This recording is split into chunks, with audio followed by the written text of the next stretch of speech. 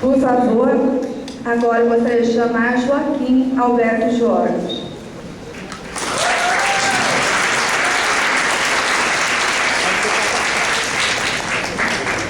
Psicólogo, especialista em psicoterapia psicanalítica pela Universidade de São Paulo, USP, professor da Universidade de Uberaba, Liuro.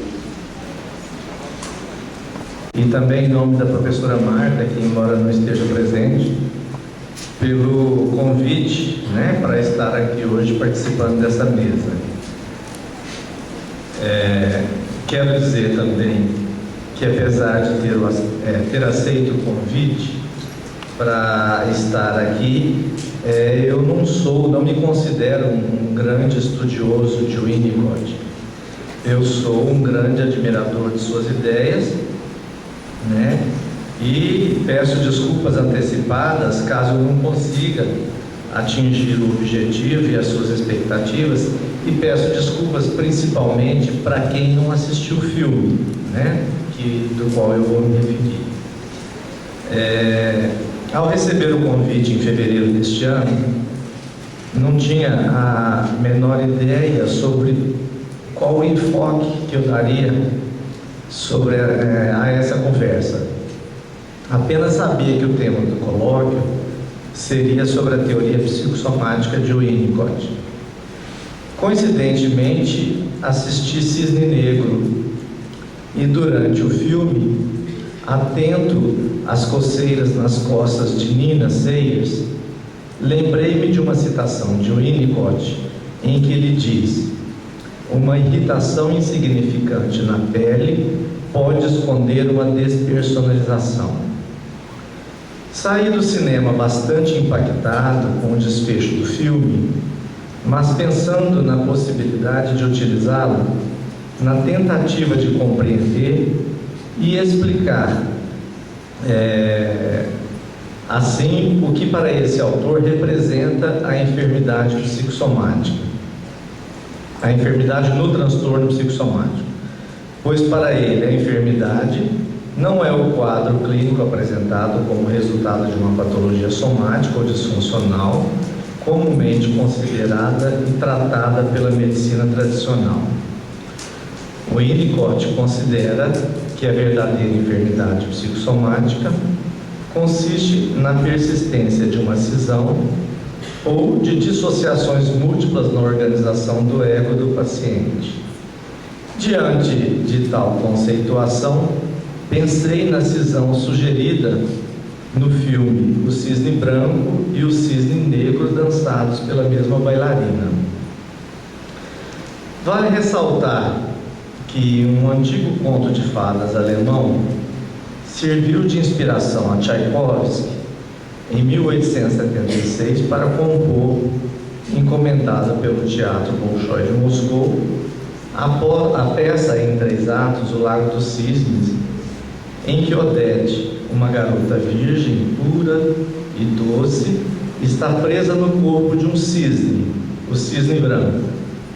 Ela deseja a liberdade, mas apenas o amor verdadeiro poderá desfazer o seu feitiço.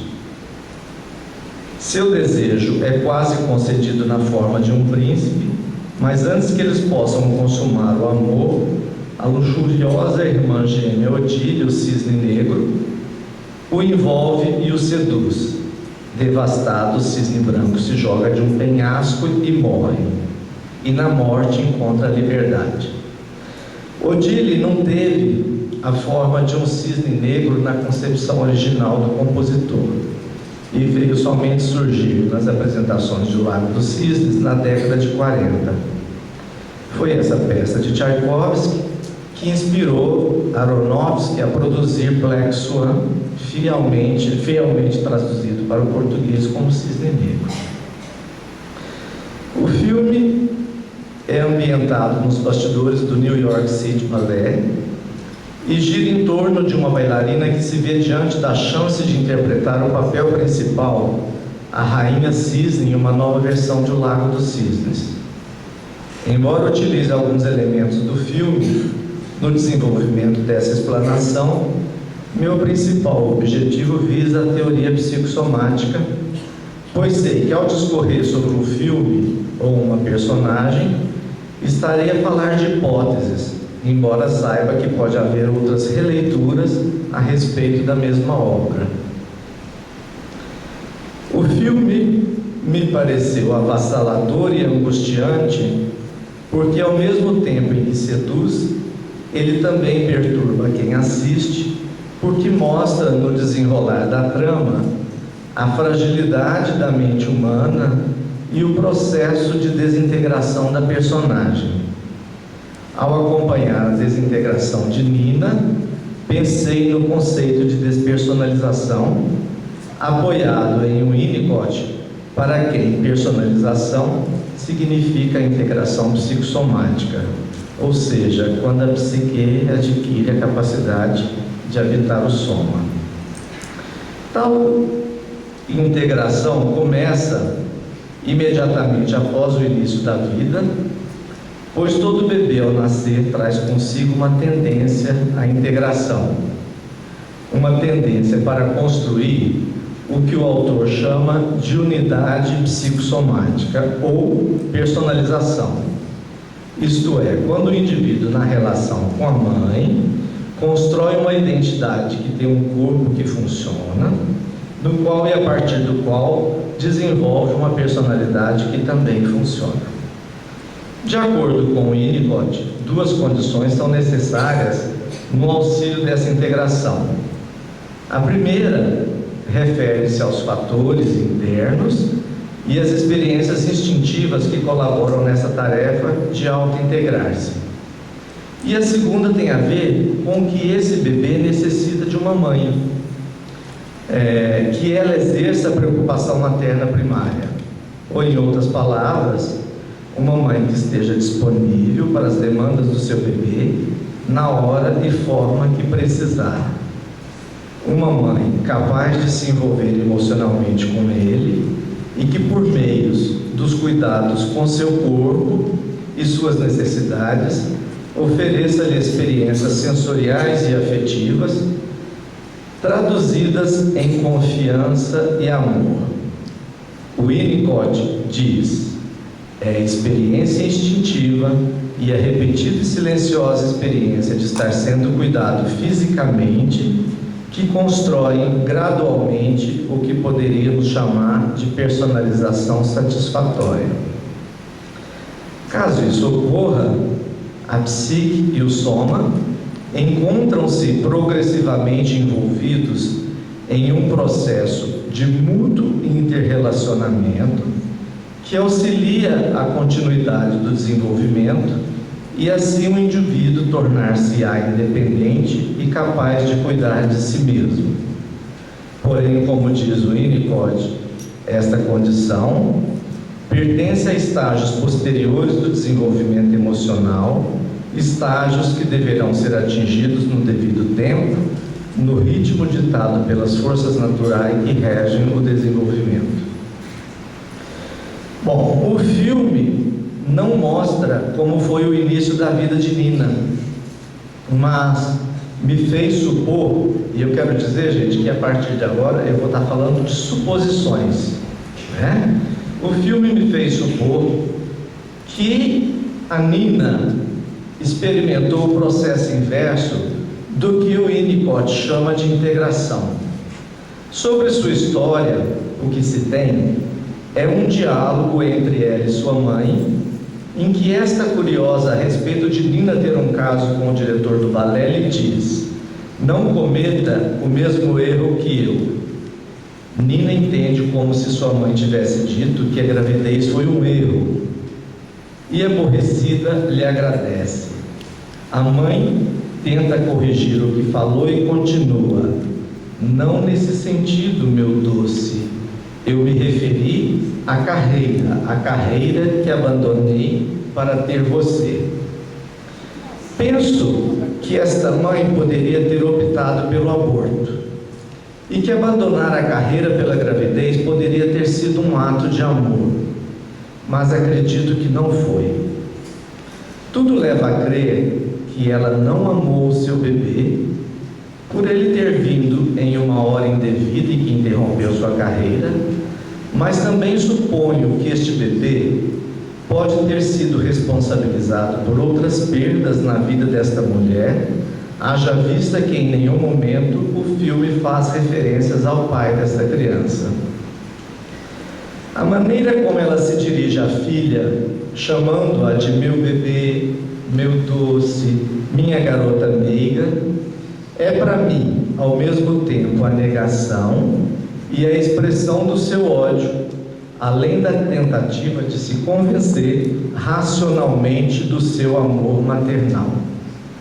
Mas suas atitudes me levam a imaginar o quanto esta mãe pode ter estado irritada e impaciente, não conseguindo assim olhar para o seu bebê sem se sentir prejudicada, o que a privou de ser um espelho e transmitir à filha a certeza de que ela era amada, desejada e que, portanto, podia confiar nessa mãe.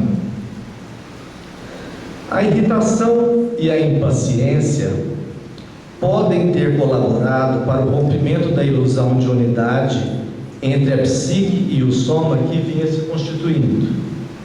Ilusão que é necessária para o estabelecimento dos alicerces no desenvolvimento emocional e ou da personalidade. Com isso, a Nina bebê provavelmente não pôde vivenciar a experiência de relaxamento e tranquilidade em um ambiente sustentador. Pelo contrário, deve ter experimentado uma ansiedade inimaginável com a perda dessa ilusão de unidade. E o estado de não integração psicossomática, que deveria ter sido gradualmente integrado, fracassou. E diante deste sentimento, o bebê pode ter estabelecido uma defesa contra esta ansiedade, tentando evitar sua repetição, pois essas experiências de fracasso da integração representam uma ameaça de aniquilamento e por isso ele pode ter necessitado de uma organização defensiva, a cisão e os vários tipos de dissociação que o defenderiam de uma nova tentativa de integração, porque esta havia se tornado perigosa e ele então precisaria manter-se desintegrado e atento contra o risco da possibilidade dela acontecer. Um sintoma físico, uma dor ou uma irritação na pele, servirá de alerta para este bebê se lembrar do perigo da integração, demarcando assim um território para impedir invasões e formar uma barreira de proteção contra o não eu, substituindo a que a mãe não foi capaz de oferecer por meio dos cuidados com seu corpo, por estar se sentindo prejudicada e também por não estar disponível para olhar para este bebê e perceber quais eram suas reais necessidades e vontades. Desta forma, esta mãe impôs a este bebê sua vontade, levando-a a uma intensa e traumática submissão. Bom, por tudo isso é fácil imaginar que a escolha pelo balé não foi de Nina, e sim da mãe, que a levou por um caminho previamente traçado, na tentativa de recuperar o que perdeu. O que fica evidente em uma fala quando a mãe diz: lembra-se de quando tudo começou? Se eu não a tivesse levado para as aulas, você teria ficado perdidinha. Assim posso compreender que esta era uma vontade da mãe e não da filha, o que contribuiu para que Nina continuasse na vida perdidinha. Essa mãe não conseguiu contribuir para que ela atingisse o estado do eu sou no processo integrador, e em seu lugar a filha apresentou um falso eu ou um eu submisso às expectativas desta mãe. Para o Winnicott, é o significado do eu sou que é alterado pela dissociação psicossomática. Por isso, suponho que estar perdidinha possa significar estar desintegrada, despersonalizada. O que me faz lembrar uma cena do filme em que o diretor do balé, no ensaio, diz: Nina, você parece morta.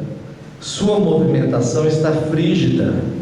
Em seguida, pergunta a um dos bailarinos se ele transaria com Nina. E diante da negativa, ele se altera e diz: ninguém transaria com você, mostrando como ela era desvitalizada. Creio ser importante aqui salientar que, segundo Winnicott, e essa é a grande diferença, o termo psicossomático nem sempre está associado a doenças, como é do senso comum associado. Ele fala de integração psicossomática e de enfermidade psicossomática. Os conceitos de não integração e integração psicossomática referem-se à saúde, enquanto o conceito de desintegração é que se associa à doença. Segundo o mesmo autor, o termo psicossomático é necessário porque não existe outro mais simples e apropriado para a descrição de certos quadros clínicos. Ao se referir a essa palavra, ele faz uma observação interessante, pois na língua inglesa ela é separada por um hífen, que pode unir ou separar. Na integração ou personalização, o hífen une. Na desintegração, caracteriza a cisão. E é essa cisão que eu relaciono à despersonalização de Nina. De acordo com Winnicott, a enfermidade psicossomática é o negativo de um positivo, considerando este último como a tendência herdada para a integração, que se caracteriza pela identidade experiencial da psique com a totalidade do funcionamento somático, sendo então seu correspondente negativo a própria cisão, ou seja, quando o indivíduo apresenta uma debilidade de vinculação entre a psique e o soma. Portanto, ele nos mostra que a cisão é um fenômeno regressivo, organizado a partir de um ego fragilizado, supostamente devido a uma maternagem não suficientemente boa, uma vez que essa mãe deixou seu bebê sem os elementos essenciais para o funcionamento dos processos maturacionais. A mãe de Nina era uma mulher obcecadamente zelosa e carinhosa com a filha. Cuidava de sua alimentação, fazia-lhe elogios, ajudava a se despir, a se vestir, a ir para a cama, mas impunha-lhe suas vontades e a mantinha aprisionada num quarto infantilizado, decorado com bichinhos de pelúcia, bonecas e caixinha de música. Nina não tinha privacidade e muito menos autonomia. Sua mãe decidia tudo por ela, o que contribuiu para que nunca se sentisse uma pessoa real no mundo, tornando-se demasiadamente frágil, insegura e submissa à sua mãe, que acreditava ser boa, mas não suficientemente boa. Uma mãe que é percebida sem a capacidade para cuidar maternalmente do seu bebê, privando-o de todo o contato epidérmico, pode levar o indivíduo a um estado de dependência e insegurança. Uma falha do contato físico com a mãe pode causar problemas dermatológicos, pois a pele é importante para o processo de percepção do self que se localiza no corpo. Nina apresentava uma irritação nas costas, um problema que incomodava muito sua mãe. Numa cena, quando a ajudava a se despir, lhe pergunta: está se coçando de novo? Achei que tinha perdido este péssimo hábito. Achei que tinha parado. Continue a usar os boleros, eles vão esconder isso, se referindo à irritação na pele. E também vou comprar aquela maquiagem cara. Imediatamente a leva para o banheiro e com muita irritação e impaciência corta suas unhas dizendo: é o papel, não é? É essa pressão toda. Eu sabia que seria demais para você. Reportando-se à pressão pela qual Nina estava passando ao assumir o papel da rainha cisne. Nina era uma bailarina extremamente dedicada e buscava a perfeição, O que me faz pensar que, embora não tenha sido uma escolha sua, ela se dedicava porque era no balé que procurava delinear as fronteiras do seu corpo.